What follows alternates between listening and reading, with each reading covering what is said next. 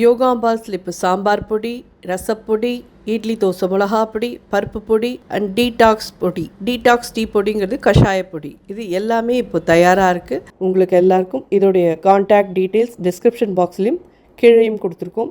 WhatsApp number அது வழியாக நீங்கள் உங்களுக்கு என்ன தேவையோ அதை தொடர்பு கொண்டு நீங்கள் பதிவு பண்ணிடனா அதை அனுப்பி வைக்கிறதுக்கு நாங்கள் கடமைப்பட்டிருக்கோம். வணக்கம், நான் உங்கள் அபிமான யோகாம்பாள் சுந்தர். இன்றைக்கி என்ன பார்க்க போகிறோம் அப்படின்னு சொல்லி கேட்டேன்னா, இது ஒரு ட்ரெடிஷ்னல் பழைய நாளத்து டிஃபன் வெரைட்டி தான்.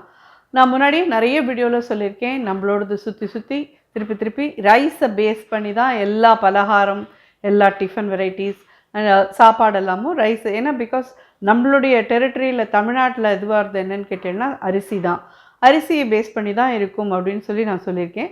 அந்த வகையில் இன்றைக்கி நம்ம பண்ண போகிறது என்னென்னு கேட்டேன்னா, முன்னாடி மோர்களி பார்த்துருப்போம், நிறையா 2-3 தடவை பண்ணி போட்டிருக்கேன் நம்மளோட வீடியோலேயே. மாலைப்பக்ஷ இது போதெல்லாம் ஒரு தடவை பண்ணி போட்டிருக்கேன், ஃபஸ்ட்டு ஒரு தடவை பண்ணி போட்டிருக்கேன். ஸோ அதை நிறைய பேர் பார்த்து நிறைய பேர் பண்ணிட்டுருக்கேன், அதுவும் எனக்கு நல்லா தெரியும். ஸோ இப்போ நம்ம பண்ண போகிறது என்னென்னு கேட்டேன்னா புளிக்களி.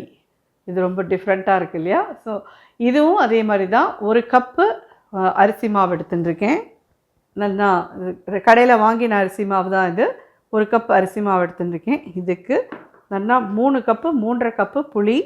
எவ்வளோ புளின்னு கேட்டேன்னா, ஒரு பெரிய எலுமிச்சம்பழம் சைஸ் புளி எடுத்துட்டு நல்லா 3.5 கப் தண்ணி விட்டு கரைச்சி இது மாதிரி ரெடியாக எடுத்து வச்சுட்டுருக்கேன். இது ஸ்டெப் பை ஸ்டெப் எப்படி பண்ணுறதுன்னு பார்க்கலாம்.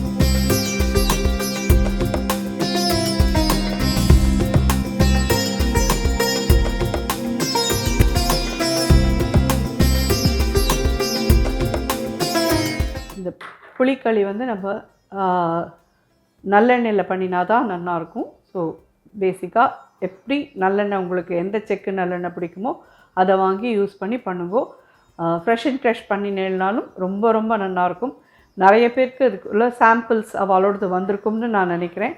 ஸோ இந்த சாம்பிள் நீங்கள் ட்ரை பண்ணி பார்த்துட்டு உங்களுக்கு பிடிச்சதுன்னா அவளோடது வாங்கிக்கோங்க.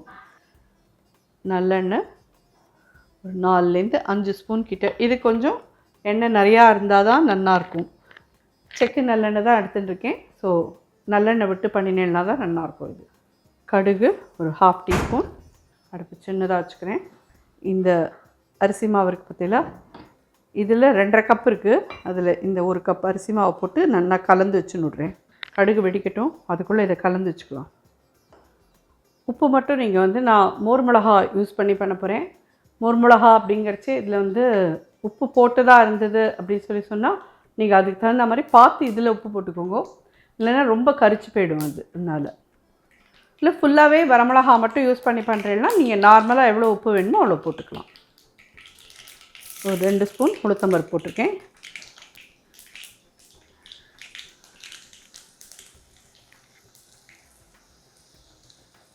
மோர் மிளகா 4 போட்டுக்கிட்டு 2 வரமிளகா போட்டேன்னா போதும். பெருங்காயப்பொடி இன்னும் ஒரு 1/2 டீஸ்பூன் கிட்ட போட்டுருணும். கருவேப்பிலை,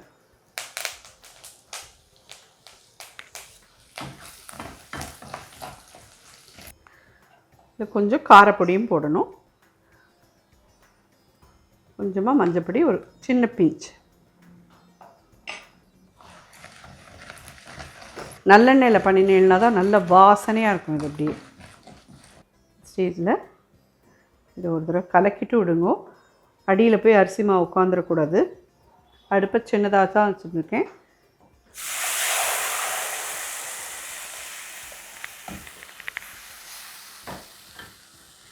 இந்த 1 கப் புளி ஜலத்தையும் இதில் விட்டுடலாம்.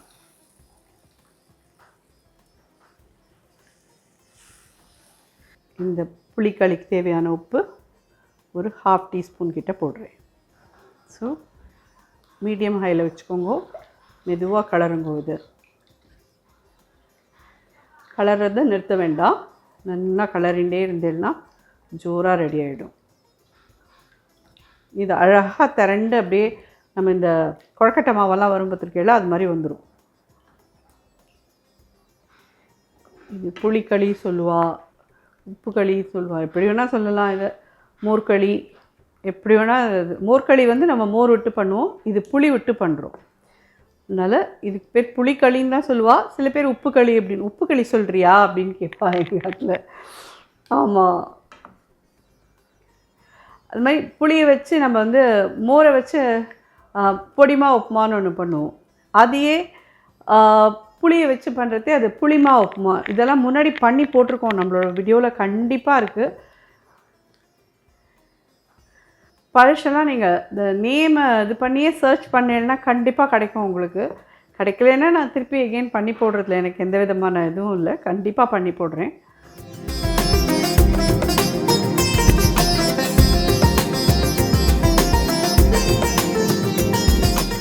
ஹார்ட்லி ஒரு 5 மினிட்ஸ்க்குள்ளே இது சுருண்டுன்னு வந்துடும் அப்படியே.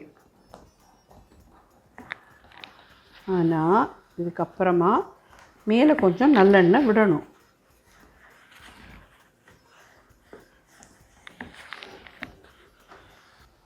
இதில் வந்து 1 ஸ்பூன் கிட்ட நல்லெண்ணெய் விட்டுருக்கேன்.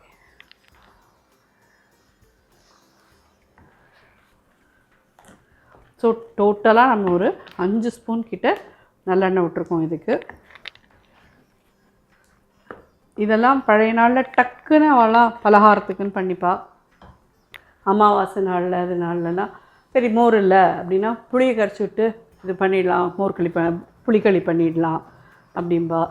அதே மாதிரி நம்மெல்லாம் தான் இப்போது டிவியேட்டாக எங்கெல்லாமோ போயிட்டு என்னெல்லாமோ சாப்பிட்றோம்.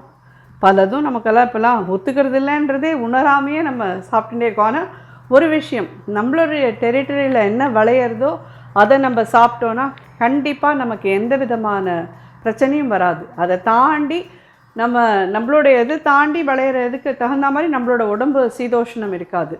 அதனால் அப்படி தான் பகவானோட படைப்புலேயே இருக்குது, அது நமக்கு தெரியறதில்லை, அவ்வளோதான். ஸோ இது பாருங்க இப்படி அழகாக சுருட்டின்னு வந்துடுது பாருங்க. ஒரு 2 நிமிஷம் இதை மூடி போட்டு வைக்கலாம். ஒரு 2 மினிட்ஸ் இப்படி இருக்கட்டும். இதுக்கப்புறமா இதை எடுத்துடலாம். இதை இப்படியே நீங்கள் வந்து தட்டில் வச்சுட்டு ஸ்பூனால் சாப்பிட்றதுனாலும் சாப்பிட்லாம், இல்லை சமன்படுத்தி ஒரு தட்டில் வச்சுட்டு எப்படி மோர்கடி நம்ம துண்டம் போட்டு ஆற விட்டு துண்டம் போட்டு சாப்பிடுவோமோ அந்த மாதிரி பண்ணுறதுனாலும் பண்ணலாம். எப்படி வேணுமோ நீங்கள் சாப்பிட்லாம். இது ரொம்ப ரொம்ப நல்லாயிருக்கும். அட் த சேம் டைம் இது தொட்டுக்க என்ன வேணும்னு கேட்டேன்னா நான் இதுக்கு வந்து டாங்கர் பச்சடி சூப்பராக இருக்கும். டாங்கர் பச்சடிங்கிறது நம்ம முன்னாடி பண்ணியிருக்கோம். ஒன்றும் இல்லை, உளுத்தம்பருப்பு கொஞ்சமாக நல்லா செவக்க வறுத்துக்கோங்க. கடைசியாக வறுப்படுற அணைக்கிறதுக்கு முன்னாடி அதில் ஒரு 1/2 ஸ்பூன் சீரகமும் போட்டு நல்லா வறுத்துட்டு அதை நீங்கள் பொடி பண்ணி தயிரில் கலந்து அதில் கொஞ்சம் கொத்தமல்லிலாம் போட்டு இதுக்கு தொட்டுன்னு சாப்பிட்டேன்னா சூப்பராக இருக்கும். டாங்கர் பச்சடி வித் இந்த புளிக்களி ரொம்ப நல்லாயிருக்கும். ட்ரை பண்ணி பாருங்க. உளுத்தம்பருப்பு 2 ஸ்பூன் எடுத்துக்கோங்க. 1/4 ஸ்பூன் ஜீரகம், அது செவக்கிற சமயத்தில் 1/4 ஸ்பூன் ஜீரகத்தையும் போட்டு நல்லா வறுத்துட்டு நல்லா பவுடர் பண்ணுங்க. இந்த பவுடர் ஜாஸ்தியாக எடுத்துனா கூட வச்சுக்கோங்க. அப்பப்போ நீங்கள் எப்போல்லாம் டாங்கர் பச்சடி வேணுமோ அப்போல்லாம் பண்ணிக்கோங்க. இதை வந்து ஒரு 2 ஸ்பூன் எடுத்து போட்டு தயிர் அதில் விட்டு உப்பு போட்டு நல்லா கலந்துக்கோங்க. மேலே கொஞ்சம் கொத்தமல்லிலாம் போட்டு தொட்டுன்னு சாப்பிட்டேன்னா ஜோராக இருக்கும். நீங்கள் ட்ரை பண்ணி பாருங்களேன். எல்லோரும் ரெடி ஆகிடுது.